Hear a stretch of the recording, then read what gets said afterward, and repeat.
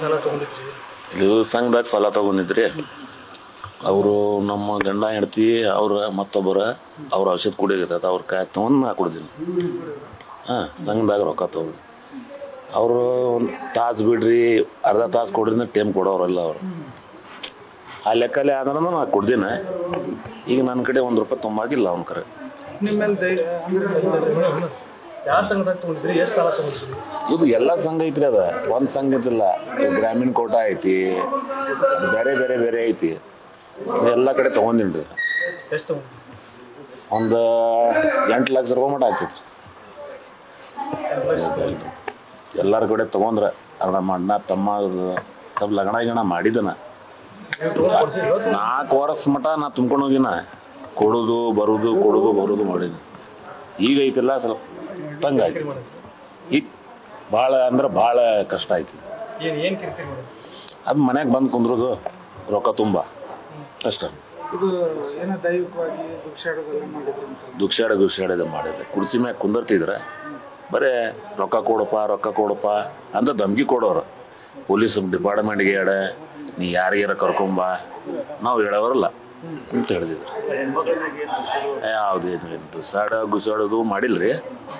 ಅಂದ್ರೆ ಅವರು ಬೇಳ್ಕೊತಿದ್ರೆ ಕಾಲಿಗೆ ಹಿಡ್ಕೊಂಡು ಬೆಳ್ತಿದ್ರೆ ಅದನ್ನ ಮಾಡ್ತಿದ್ದಿಲ್ಲ ಅವರು. ಈಗ ಎಲ್ಲ ಕಂಪ್ನಿ ಮ್ಯಾಗ ಕಂಪ್ಲೇಂಟ್ ನಾವು ಕೊಟ್ಟಿದ್ರಿ. ಇಲ್ಲ ಸರ್, ಅಂದ್ರೆ ಸಂಘದಾಗ ಏನು ತೊಗೊಂಡಿಲ್ಲ ಅಷ್ಟೇ. ಬೇರೆಯವ್ರ ಕಡೆ ನಮ್ಗೇನು ಪ್ರಾಬ್ಲಮ್ ಇಲ್ಲ. ಅವ್ರು ಚಲೋ ಅದಾರ ನಮ್ಗೆ ಕೊಡ್ತಾರೆ. ಈ ಸಂಘನ ತಗೊಂಡು ನೋಡ್ರಿ ಅಷ್ಟೇ ಖರ್ಚು ಆಯ್ತು. ಈಗ ನಂದು 4 ಸಂಘ ಐತ್ರಿ. ನಮ್ಮ ತಮ್ಮನ 4 ರೀ, ಮತ್ತೊಂದು ತಮ್ಮನ 4, ಒಂದು 8-12 ಇರ್ಬೇಕು. ಅದು ಲೆಕ್ಕ ಮಾಡಿ ಹೇಳ್ಬೇಕ್ರಿ. ಅದು ಕಿರಿಕಿರಿ ಸಂಬಂಧ ನಾವು ಔಷಧ ಕುಡ್ದಿದ್ದು ಕರೆ. ಈಗ ಸಂಘನಾಗ ತಗೊಂಡ್ರಿ. ಈಗ 2 ದಿವಸ ಆತ್ರಿ ಕುಡ್ದು. ನಮ್ಮ ಮುಂಜಾನೆ ಕುಡ್ದಿದ್ರಿ. ಮನೆ 2 ದಿನ ಹಿಂದೆ ಕುಡ್ದಿದ್ದು.